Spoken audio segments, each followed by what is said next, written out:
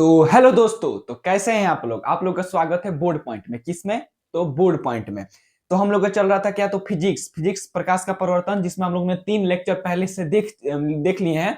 अगर आप लोग नहीं देखे हैं तो जाकर 3 लेक्चर पहले देख कर आइए, उसके बाद ये चौथा वीडियो देखिएगा। तो देखिए क्या हुआ रहा था ना, कि हम लिख रहे थे, मतलब लिख रहे थे तो ज्यादा टाइम लग रहा था जिससे हम लोग ज्यादा टॉपिक मतलब पॉइंट को कवर नहीं कर पा रहे थे। इसीलिए हम लोग क्या कर देंगे, पहले लिख देंगे, उसके बाद आपको हम डिटेल में एकदम समझा देंगे। आप लोग को समझना ही नहीं है तो समझा देंगे, उसके बाद आप लोग वीडियो को पॉज करके उसके बाद लिख लीजिएगा, समझे ना। तो चलिए वीडियो को स्टार्ट करते हैं। तो आज हम लोग क्या पढ़ते हैं, इसके पहले वाला वीडियो में हमने पढ़ लिया था किरण पुंज क्या होता है और उसके प्रकार क्या होता है। आज मेन टॉपिक है, इसको हम लोग वीवीआई बोल सकते हैं। इसको क्या बोल सकते हैं, तो इसको हम लोग वीवीआई बोल सकते हैं, क्योंकि ये बहुत ज्यादा इंपॉर्टेंट रहता है। पूछ सकता है क्या कि प्रकाश का परिवर्तन किसे करते हैं और प्रकाश के परिवर्तन के दोनों का नियम लिखे। ये बहुत ज्यादा इंपॉर्टेंट है, बिहार बोर्ड में इसको बहुत बार पूछा गया है। कितने? तो बहुत बार पूछा गया यार, एक बार नहीं बहुत बार पूछा गया है बिहार बोर्ड में कि बताओ भाई कि प्रकाश के परिवर्तन के कितने नियम होते हैं। तो चलिए वीडियो को करते हैं स्टार्ट। देखिए क्या होता है प्रकाश का परिवर्तन। परिवर्तन मतलब आप लोग एकदम ध्यान से सुनिए, परिवर्तन मतलब क्या होता है, किसी सतह से टकरा कर फिर वापस आ जाना। परिवर्तन मतलब टकरा कर वापस चल जाना, टकरा कर वापस चल जाना, टकरा कर वापस चल जाना। तो वही देखिए प्रकाश का परिवर्तन क्या होता है, जब प्रकाश पहले माध्यम से निकलकर, मान लीजिए प्रकाश है, ये प्रकाश गई, ये पहले माध्यम से निकलकर यहाँ पे कोई सतह है, इससे टकराई। तो जब प्रकाश पहले माध्यम से निकलकर, देखिए जब प्रकाश पहले माध्यम से निकलकर दूसरे माध्यम की सतह से टकराती है तो कुछ प्रकाश पहले माध्यम से वापस आ जाती है। क्या हो जाती है, तो पहले माध्यम देखो जाएगी, टकराएगी और फिर इधर भाग जाएगी। अगर इधर से जाएगी, इधर टकराएगी, फिर इधर चल जाएगी। तो देखिए क्या लिखा है, यहाँ पे लिखा गया है कि जब प्रकाश पहले माध्यम से निकलकर दूसरे माध्यम की सतह से टकराती है तो कुछ प्रकाश पहले माध्यम से वापस आ जाती है। इस घटना को प्रकाश का परिवर्तन कहते हैं। इसी घटना को प्रकाश का परिवर्तन कहते हैं। जैसे में देखिए यहाँ पे मान लीजिए कि ये पहला माध्यम है, ठीक है। अगर कोई किरण आ रही है, कोई किरण अगर आ रही है तो उसको हम लोग क्या बोलते हैं, तो उसको बोलते हैं हम लोग आपतित किरण। क्या बोलते हैं लोग, क्या? तो आपतित किरण। और अगर टकरा कर गई उसको क्या बोलेंगे लोग, तो जो जाती है उसको बोलते हैं लोग परिवर्तित किरण। कौन सा किरण भाई? तो परिवर्तित परिवर्तित किरण। कौन सा किरण? तो परिवर्तित किरण। इसे जानने वाले को क्या बोलते हैं लोग, परिवर्तित किरण। और ये जो सीधा खड़ा रहता है ये क्या है, तो भैया ये है अभिलंब। ये क्या है, तो अभिलंब है। ये क्या है, तो अभिलंब है। और यहाँ पे जहां पे ये बिंदु रहता है, ये कौन सा बिंदु है, तो इसे बोलते हैं हम लोग आपतन बिंदु। कौन सा बिंदु? तो आपतन बिंदु। और ये क्या है, ये जो पाई है इसको बोलते हैं हम लोग परिवर्तक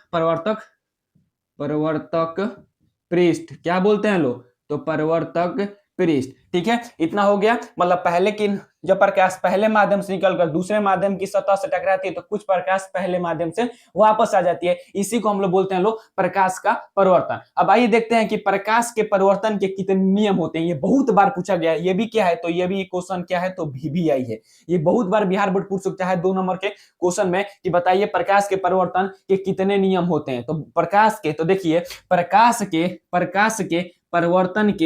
परिवर्तन के 2 नियम होते हैं। कितने? तो प्रकाश के परिवर्तन के 2 नियम होते हैं। अब इसको इरेज करते हैं और दोनों नियम के बारे में हम लोग डिटेल्स जानते हैं कि प्रकाश के परिवर्तन के 2 नियम कौन कौन होते हैं। तो देखिए बोर्ड हो गया इरेज। तो क्या होता है, प्रकाश के परिवर्तन के कितने नियम होते हैं, तो भैया 2 नियम होते हैं। कितने नियम? तो 2 नियम। पहला नियम क्या बोलता है, तो आपतित किरण तथा परिवर्तित किरण तथा आपतन बिंदु पर डाले गए लंब तीनों एक ही तल में होते हैं। और दूसरा नियम बोलता है कि आपतन कोण तथा परिवर्तन कोण हमेशा बराबर होते हैं। तो देखिए यहाँ पे लिखा है कि पहला नियम क्या है, तो पहला नियम लिखा है भैया कि आपतित किरण तथा परिवर्तित किरण तथा आपतन बिंदु पर डाले गए लंब तीनों एक ही तल में होते हैं। ठीक है, ये क्या हो गया, तो ये प्रकाश के परिवर्तन के पहला नियम हो गया। प्रकाश के परिवर्तन के ये पहला नियम हो गया।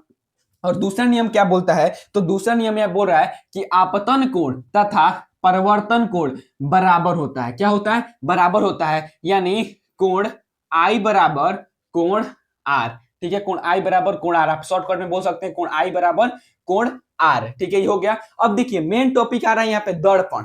दर्पण, दर्पण ये क्या होता है भैया? दर्पण क्या होता है? दर्पण यानी शीशा, आम भाषा में शीशा, दर्पण मतलब शीशा, मिरर, मिरर। तो देखिए दर्पण क्या होता है, दर्पण किसे कहते हैं? कोई पूछ सकता है कि बाबू बताओ बताओ दर्पण किसे कहते हैं, आप बताइएगा। दर्पण वह चिकनी एवं चमकीली सतह, वह चिकनी एवं चमकीली सतह जो अपने ऊपर पड़ने वाले प्रकाश को परिवर्तित कर दे, क्या कर दे? परिवर्तित कर दे, तथा साथ ही उसका एक भाग पीछे से मतलब रजित किया गया, रजित मतलब होता है पेंट किया हुआ हो, तो एक तथा साथ ही उसका एक भाग रजित किया गया हो। तो देखिए दर्पण क्या लिखा है, दर्पण में लिखा है कि वह चिकनी एवं चमकीली सतह, वह चिकनी एवं चमकीली सतह जो अपने ऊपर पड़ने वाले प्रकाश को क्या कर देती है? तो परिवर्तित कर देती है, यानी टकरा कर रिफ्लेक्शन कर देती है, उसे भेज देती है। अपने ऊपर पड़ने वाले प्रकाश को परिवर्तित कर दे तथा साथ ही उसका एक भाग क्या हुआ? एक भाग रजित किया गया हो, रजित किया गया हो, उसे ही भैया हम लोग क्या बोलते हैं? हम लोग तो दर्पण बोलते हैं, उसे ही दर्पण कहते हैं। अब बोल सकता है कोई कि बताओ तो दर्पण के कितने प्रकार होते हैं? तो बोलिएगा कि दर्पण के दो प्रकार होते हैं। कितने भैया? तो दर्पण के दो प्रकार होते हैं। कितने? दो प्रकार होते हैं। कौन कौन? एक होता है समतल दर्पण, क्या? पहला होता है समतल दर्पण और दूसरा होता है गोलीय दर्पण, ठीक है। तो एक एक करके बात करते हैं कि समतल दर्पण क्या होता है और गोलीय दर्पण क्या होता है। समतल दर्पण की क्या क्या विशेषताएं हैं, फिर पढ़ेंगे कि गोलीय दर्पण दो प्रकार के होते हैं, कौन कौन? तो एक होते हैं उत्तल दर्पण, एक होता है अवतल दर्पण। फिर पढ़ेंगे कि उत्तल दर्पण क्या होता है, अवतल दर्पण क्या होता है, मतलब इसे और आगे बढ़ते जाएंगे। तो चलिए बात करते हैं कि समतल दर्पण क्या होता है, तब तक बोर्ड को इरेज। तो देखिए बोर्ड हो गया इरेज, तो उसके बाद क्या है? तो समतल दर्पण के बारे में पढ़ना है। समतल दर्पण क्या होता है? समतल दर्पण, समतल समतल समतल ये क्या होता है भाई? तो देखो समतल दर्पण मतलब क्या हो जाएगा, उसका सतह क्या होगा? तो समतल होगा। क्या होगा भैया? तो समतल होगा, समतल होगा। तो देखिए समतल दर्पण को आप बोल सकते हैं कि जिस दर्पण का परावर्तक सतह क्या हो? तो समतल हो। क्या हो? समतल हो। जिस दर्पण का परावर्तक सतह समतल हो उसे समतल दर्पण कहा जाता है, ठीक है। तो जिस दर्पण का परावर्तक सतह क्या होता है? परावर्तक सतह मतलब उसका शेप हो जाएगा, ठीक है। तो जिस दर्पण का परावर्तक सतह क्या हो? तो समतल हो। क्या हो? समतल हो। उसी को हम लोग क्या बोलते हैं? हम लोग तो समतल दर्पण बोलते हैं लोग। तो देखिए यही लिखा होगा। देखिए हम ऐसे देखिए ऐसे कर रहे हैं तो आप लोग बताइएगा कि अच्छा है या खराब है। मतलब ऐसे अगर ज्यादा लिखेंगे तो टाइम ज्यादा लगेगा, ऐसे आप लोग समझाएंगे हम ज्यादा टाइम तक तो समझेंगे तो ठीक है ना रहेगा। और इसके बाद हम साइड हट जाएंगे तो आप लोग पॉज कर करके हम बोल रहे हैं, इतना बार बोल दे रहे हैं उसको कि आप लोग उसे भी अपना नोट्स बना सकते हैं। तो देखिए यहाँ पे क्या लिखा है? समतल दर्पण। तो आप लोग समतल दर्पण को बोल दीजिएगा क्या कि जिस दर्पण का क्या परावर्तक सतह क्या हो? तो समतल हो। क्या हो? समतल हो, उसे समतल दर्पण कहते हैं। यानी जिस दर्पण का परावर्तक सतह समतल हो उसे क्या कहा जाता है? उसे क्या कहा जाता है? तो उसे समतल दर्पण कहा जाता है। आपसे एग्जाम में पूछा जा सकता है कि बताओ भैया समतल दर्पण का विशेषता क्या है, कैसे समतल दर्पण की विशेषता क्या क्या हो सकती है, आप लोग लिखें। तो देखिए समतल दर्पण की विशेषताएं ये 2 नंबर में आपसे पूछी जा सकती है। समतल दर्पण की विशेषता बताओ, तो आप लोग क्या लिखिएगा? समतल दर्पण की विशेषता क्या होती है आइए बताते हैं। देखिए समतल दर्पण की विशेषताएं, समतल दर्पण की विशेषताएं, तो 1 नंबर में लिखिएगा कि इसमें हमेशा सीधा, कैसा कैसा कैसा सीधा, कैसा? तो सीधा कैसा बनेगा? तो सीधा और काल्पनिक, क्या हो जाएगा? सीधा काल्पनिक तथा वस्तु के आकार का प्रतिबिंब बनता है। आप लोग देखिएगा घर पे एक समतल दर्पण, आपके घर में कोई भी शीशा होगा तो सब समतल दर्पण है, ठीक है। तो समतल दर्पण के आगे आप खड़ा हो जाइएगा तो आपका प्रतिबिंब, आप समतल दर्पण के मतलब क्या बनेगा? आपका प्रतिबिंब सीधा बनेगा। क्या बनेगा आपका प्रतिबिंब? तो काल्पनिक बनेगा, यानी उधर बनेगा तो क्या हो जाएगा? काल्पनिक हो जाएगा। और सीधा बनेगा तथा वस्तु के आकार का बनेगा। अगर आप 4 फीट है, मतलब 4 फीट है तो उस अंदर भी 4 फीट का प्रतिबिंब बनेगा। तो क्या हो जाएगा? काल्पनिक तथा वस्तु के आकार के बराबर प्रतिबिंब बनता है, ठीक है। अब देखिए इसका एक और विशेषता है। मान लीजिए यहाँ पे एक समतल दर्पण रखा है, मान लीजिए यहाँ पे एक समतल दर्पण रखा है। अगर हम इस समतल दर्पण से अगर इतनी की दूरी, मान लीजिए 2 सेंटीमीटर की दूरी पे है, तो अंदर दर्पण के अंदर 2 सेंटीमीटर के दूरी पर ही प्रतिबिंब बनेगा। यही है समतल दर्पण की विशेषता है। अगर आप क्या, तो अगर आप 10 फीट की दूरी पर, अगर समतल दर्पण से आप अगर 10 फीट की दूरी पर खड़े हैं तो उसके अंदर 10 फीट की दूरी पर ही प्रतिबिंब बनता है उसका। तो यही एक उसका भी विशेषता हो गया समतल दर्पण की, कि समतल दर्पण में समतल दर्पण के आगे वस्तु को जितना दूरी पर रखा जाता है उसका प्रतिबिंब वस्तु के अंदर उतना ही दूरी पर बनता है। ठीक है, तो ये भी क्या हो जाएगा, लिखिए यहाँ पे लिखा है कि समतल दर्पण में वस्तु को जितना दूरी पर रखा जाता है, क्या, तो जितना दूरी पर रखा जाता है उसका प्रतिबिंब दर्पण के अंदर उतना ही दूरी पर बनता है।